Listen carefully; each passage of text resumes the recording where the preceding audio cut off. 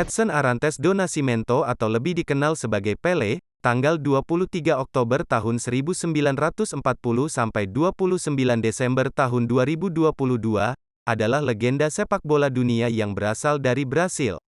Selama karirnya sebagai pemain, Pelé berhasil membawa Brasil menjadi juara dunia Piala Dunia FIFA sebanyak 3 kali, yaitu pada tahun 1958 di Swedia, tahun 1962 di Chili, dan tahun 1970 di Meksiko. Berkat keberhasilannya tersebut, Brasil berhak atas Piala Jules Rimet. Sering dianggap sebagai pemain terhebat sepanjang masa, Pelé mendapatkan julukan Orei. Pada 1950, Brasil menjadi tuan rumah Piala Dunia. Saat itu, ada harapan besar dari negeri yang dijuluki tim Samba itu untuk bisa merebut trofi Piala Dunia.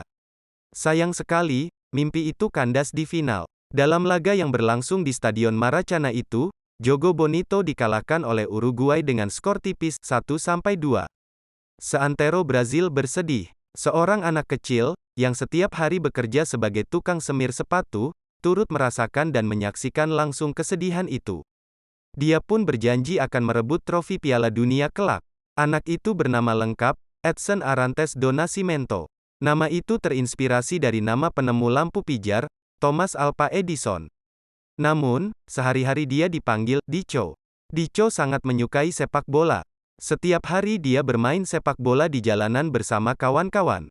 Namun, karena kemiskinan, Dico dan kawannya hanya bermain dengan kaki telanjang. Mereka dijuluki shoeless. Namun, Dico sering dipanggil Pelé, sebuah ejekan terhadap kesalahan penyebutan nama kiper klub Santos kala itu. Namanya Bile, tapi Dico menyebutnya Pile. Pelé lahir di Tres Coracoes, Minas Gerais, pada tanggal 23 Oktober tahun 1940. Bapaknya, Dondinho, sebetulnya pemain sepak bola profesional di klub Fluminense. Namun, sebuah tabrakan keras membuatnya menderita cedera fatal. Karir sepak bolanya berakhir sebagai cleaning service.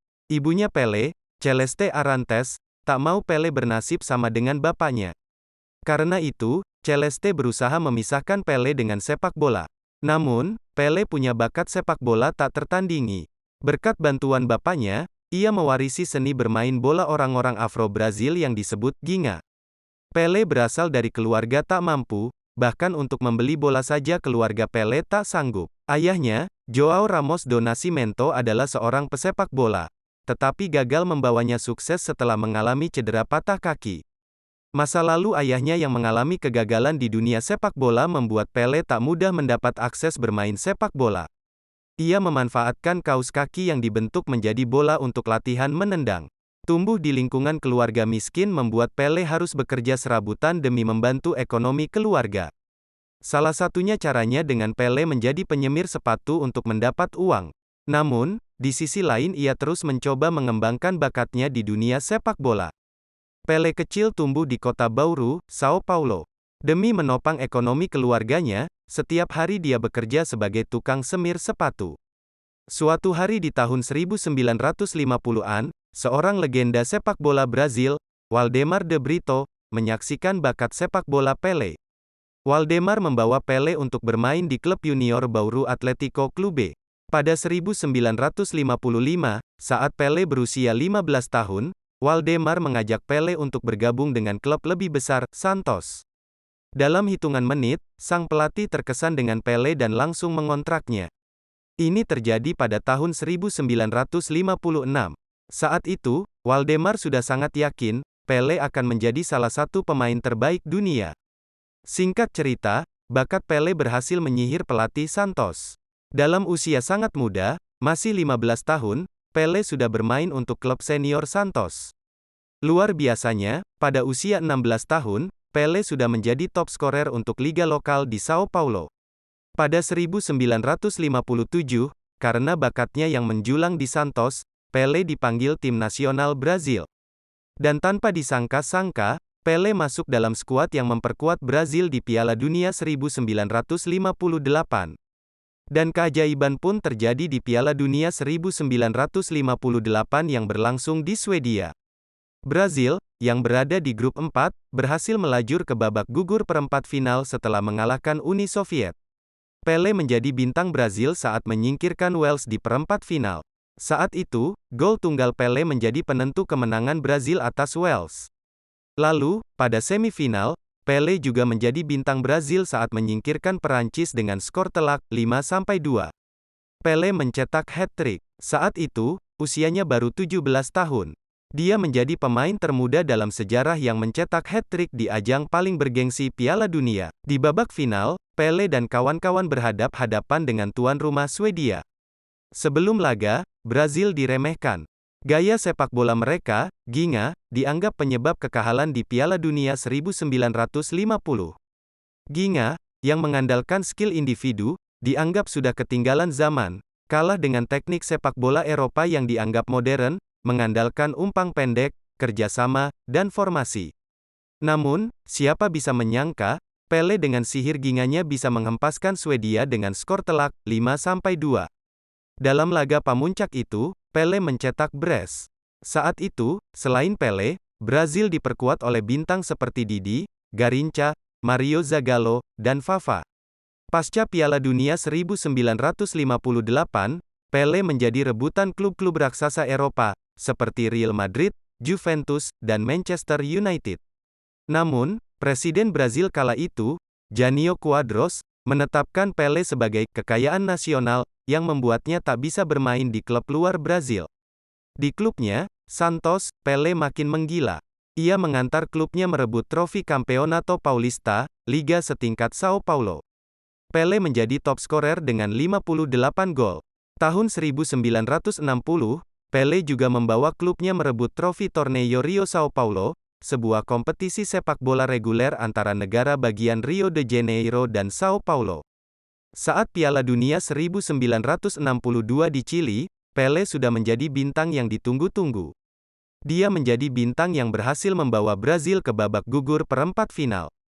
Sayang, dia mengalami cedera, sehingga tak bisa bermain untuk babak gugur. Namun, Brazil berhasil merebut trofi Piala Dunia setelah menghajar Cekoslowakia di babak final. Sementara itu, di Santos, sentuhan midas Pelé terus berlanjut. Tahun 1962, Pelé berhasil membawa Santos merebut trofi di ajang sepak bola paling bergengsi se-Amerika Latin, Copa Libertadores. Tahun berikutnya, Santos kembali merebut trofi Copa Libertadores. Selama bermain di klub Santos, dari 1956 hingga 1974, Pelé berhasil mencetak 643 gol dari 659 pertandingan. Itu berarti Pelé berhasil nyaris mencetak gol di setiap pertandingan. Dia menjadi top skorer sepanjang sejarah di klubnya. Sayang sekali, di Piala Dunia 1966 di Inggris, Brazil harus menelan pil pahit, tersingkir di babak penyisihan grup. Pelé DKK dihajar oleh Hungaria dan Portugal. Namun, Pelé membayarnya di Piala Dunia 1970 di Meksiko. Jogo Bonito berhasil melaju ke final. Di babak final, Brazil melibas Italia dengan skor telak 4-1. Pelé menyumbang gol pertama Brazil di menit ke-18. Satu fakta yang tak bisa dibantah, Brazil tak pernah manakala memainkan bersama Pelé dan Garrincha. Tak terpungkiri, sejak Piala 1958, Pelé menjadi bintang dunia sekaligus pahlawan Brazil. Dia berhasil mewujudkan mimpi ratusan juta rakyat Brazil untuk merebut trofi Piala Dunia pertama kali pada 1958. Pada saat hampir bersamaan, pada 1964, Brazil jatuh ke tangan junta militer. Sejak itu demokrasi dibungkam, kebebasan berpendapat direpresi, aktivis pro-demokrasi ditangkap, disiksa, dan dibunuh. Ada ratusan aktivis dibunuh, 243 orang dihilangkan, dan sekitar 50.000 orang dipenjara. Diktator Brazil kala itu, Jenderal Emílio Garrastazu Médici, ingin membersihkan wajah kediktatorannya di hadapan rakyatnya dan dunia internasional. Untuk itu, dia membutuhkan sebuah prestasi gemilang. Dan momentumnya adalah Piala Dunia 1970. Banyak pihak yang menyayangkan sikap bungkam Pelé terhadap situasi saat itu. Malahan, dalam banyak kasus, dia seperti dimanfaatkan oleh rezim militer. Misalnya, foto Pelé dipasang di poster-poster propaganda rezim. Usai Piala Dunia 1970, Pele DKK pulang membawa trofi Jules Rimet, nama trofi Piala Dunia kala itu, ke Brasilia dan bertemu diktator Medici. Wajahnya tampak sumringah saat mengangkat trofi di samping sang diktator. Tak hanya mengangkat trofi bersama sang diktator, Pele DKK juga mendapat hadiah $18.500. Dia seperti kulit hitam yang patuh dan penurut, yang menerima segalanya dan tak melawan sedikit pun, kata mantan teman setimnya, Paulo Cesar Caju. Seorang pustakawan di Museum Sepak Bola Sao Paulo, menyebut Pele bukannya tak melawan. Ketika Pele menolak ikut serta di Piala Dunia 1974, hubungannya dengan rezim segera memburuk.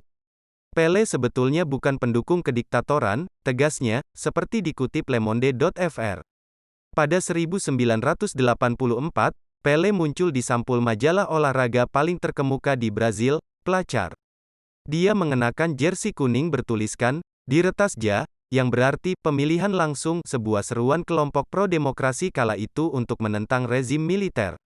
Pada pemilu 1989, Pele berbicara kepada koran di Sao Paulo, Folha, bahwa dirinya berkeinginan maju sebagai calon presiden dan menyebut dirinya sebagai sosialis. Kemudian hari, Pele tak jadi maju sebagai capres, tetapi dia menerima tawaran sebagai Menteri Olahraga di bawah pemerintahan Sosial Demokrat Fernando Henrique Cardoso. Namun, terhadap berbagai kritik yang menuding Pele sangat pasif pada isu-isu yang krusial, Pele punya jawaban sendiri. "Saya lebih suka memberi contoh. Itulah cara berjuang saya," katanya. Dalam film dokumenter di Netflix, Pele bilang dirinya sudah terlibat banyak isu yang penting. Dia memberi contoh, pada 1969, gol ke-1000 dalam karirnya dipersembahkan untuk anak-anak kelaparan di Brasil. Namun, terlepas dari berbagai persepsi terhadap sikap politik Pele, dia adalah sosok yang telah menyatukan Brasil. Dialah yang membuat banyak orang Brasil bangga dengan sejarah sepak bolanya. "Pele adalah orang pertama yang membuat saya mencintai Brasil," kata Silvio Almeida, politisi sekaligus pemikir yang ditunjuk sebagai Menteri Kebudayaan Brasil oleh Presiden Lula da Silva. Pele meninggal pada tanggal 21 Desember tahun 2022, Rumah Sakit Albert Einstein tempat Pele dirawat, menyatakan bahwa tumornya telah berkembang dan dia memerlukan perawatan yang lebih baik terkait disfungsi ginjal dan jantung. Pele meninggal pada tanggal 29 Desember tahun 2022, pada usia 82 tahun, karena kegagalan fungsi multiorgan, dan komplikasi dari kanker usus besar. Ucapan berduka muncul dari berbagai pihak termasuk Neymar, Cristiano Ronaldo, Kylian Mbappe dan Lionel Messi, tokoh olahraga besar lainnya dan para pemimpin dunia. Presiden Brasil, Jair Bolsonaro, mengumumkan masa berkabung nasional selama 3 hari. Patung Kristus Penebus dan Stadion Maracana dinyalakan untuk menghormati Pele, begitu pula di Stadion Wembley, London. Pemakaman akan diadakan di Stadion Santos pada tanggal 2 dan tanggal 3 Januari tahun 2023. Setelah pemakaman, Pele akan dimakamkan di Memorial Necropole Ecumenica. Terima kasih, Pele.